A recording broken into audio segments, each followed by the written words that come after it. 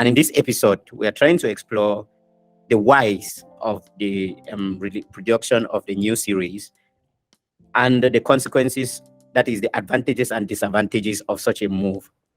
So, our speakers, why have there been this decision to redesign the banknotes now? All right. Good evening to everyone. Hope everybody can get me 5 on 5.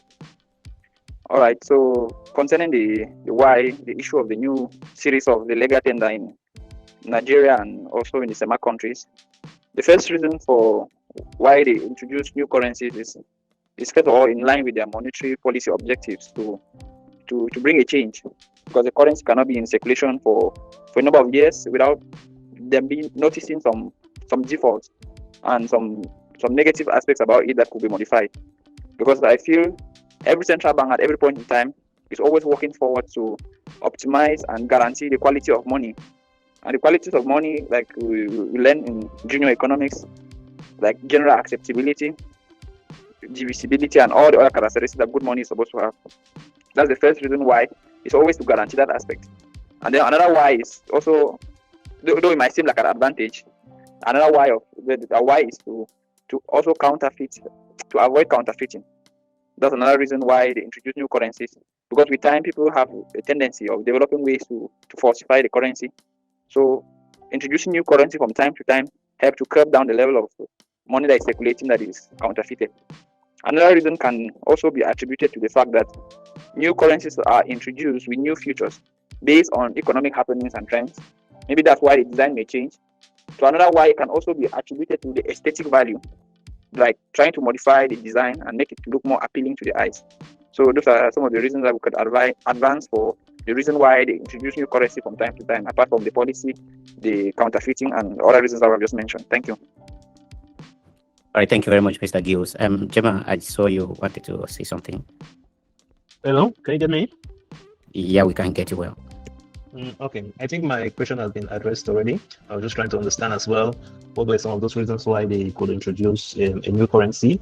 But like the speaker earlier said, Mr. McKenzie said, it's in their policies to introduce new currencies from time to time.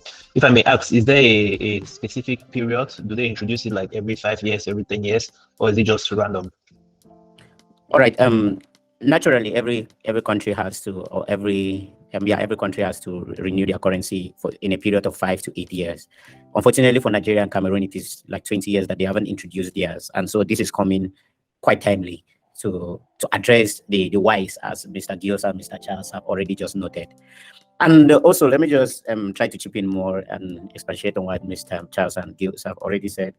I feel like they have already mentioned, it's more of trying to maintain the integrity of the currency, like the economic and the security integrity, like trying to combat that policy of reintroducing the currency after every 5 or 8 years. Is trying to counter things like counterfeiting, as they have already said, and also hoarding, in a sense where they try to introduce money back into the banking sector so that certain things can actually be placed accordingly, as we will see in the advantages and the disadvantages.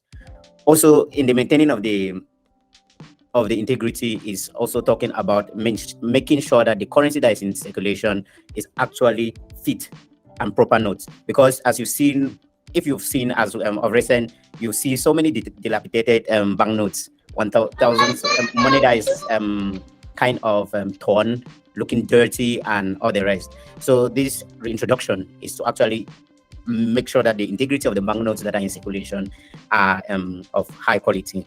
So that was just me trying to add to what the speakers have already said.